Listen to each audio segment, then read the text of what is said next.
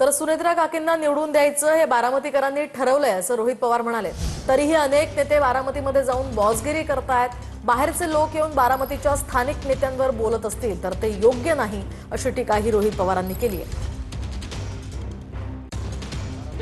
पोटनिवडणुकीच्या प्रचाराला तुम्ही जाणार आहात का आणि कधी तुम्ही प्रचाराला जाणार आहात? बारामतीमध्ये 2-3 दिवस त्या ठिकाणी आम्ही असणार आहोत। तिथं जाऊन काही ठराविक लोकांना भेटून त्यांना विनंती करण्याची आमच्या सगळ्यांची त्या ठिकाणी जबाबदारी आहे।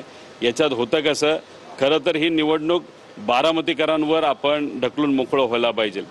झालं असं जे आम्हाला कळतंय की काही निरीक्षक तिथं जातात, निरीक्षक तिथं जाऊन बारामतीकरांना आदेश त्या ठिकाणी देतात।